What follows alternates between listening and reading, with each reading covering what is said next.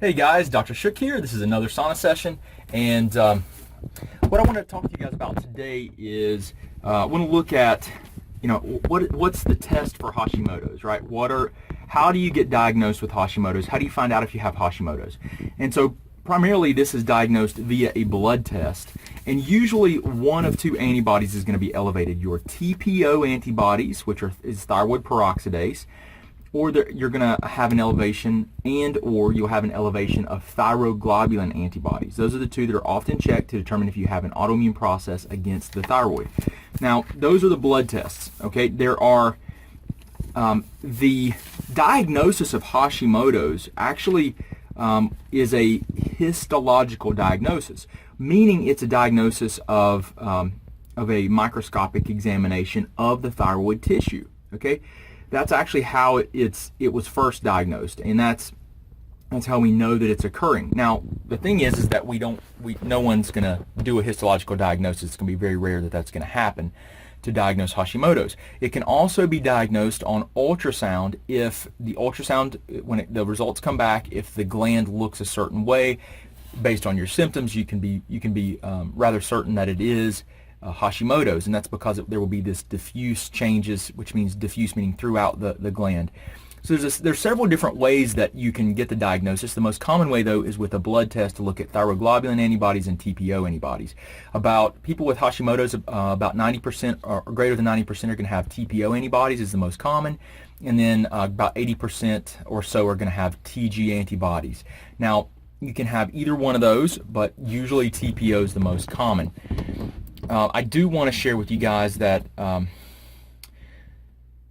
not everyone is going to be positive on a test, right? So what you'll find is that you can have false negatives when you're looking at your thyroid antibodies or any antibodies to tissues.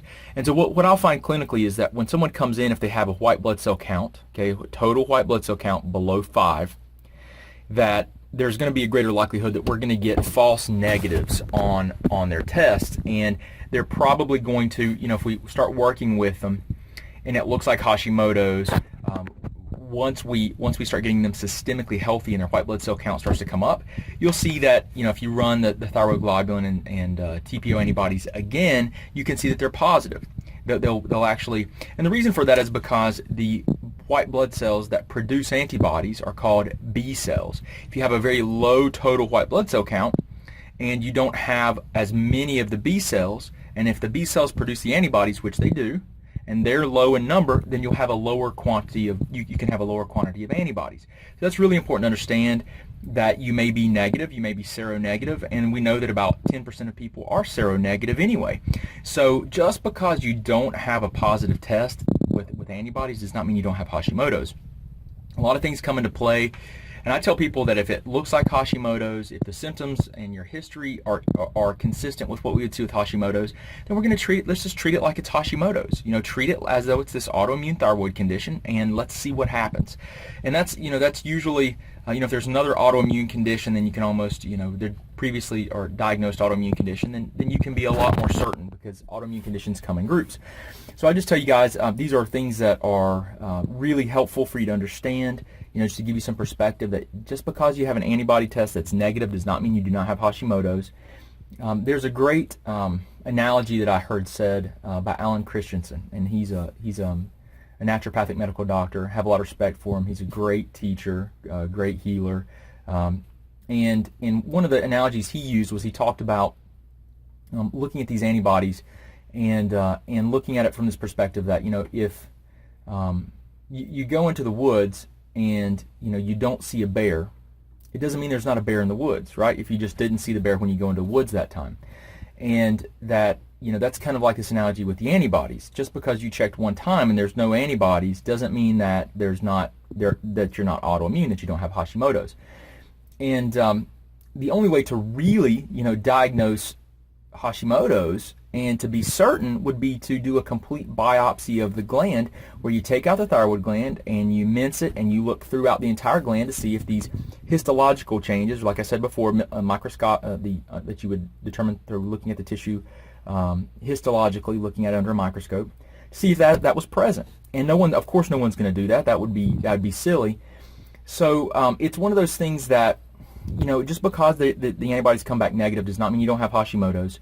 And it's really important to understand this, to understand how it's diagnosed, that if it can also be diagnosed off of history, but you just kind of have to, in that case, we would just implement a plan to try to support it like we would if you had it, and see what happens if we had confirmatory diagnosis that you have it. So there are several different ways that Hashimoto's can be looked at. Primarily, you're going to look at antibody tests to thyroid peroxidase and thyroglobulin. And then you can also have an ultrasound diagnosis because the tissue changes are consistent with Hashimoto's plus your history. And then you can even have diagnosis of, like I said, a tissue biopsy diagnosis where they actually look at the gland, but that's typically not the way that it's diagnosed.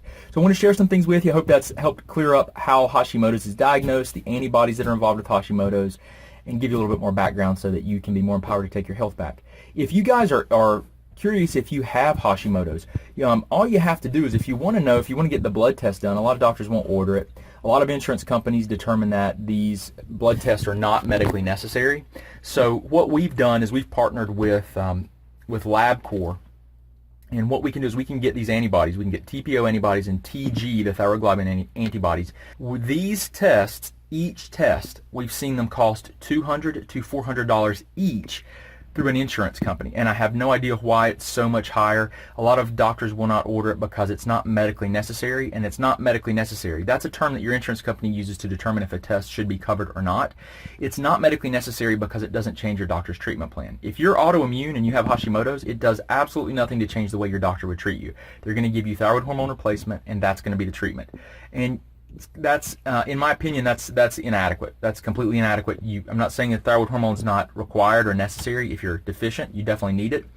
But the autoimmunity has to be addressed, and that's why you want to look at the drivers of autoimmunity. You want to look at autoimmune drivers, food proteins, environmental chemicals, chronic infections, and you do want to consider stress.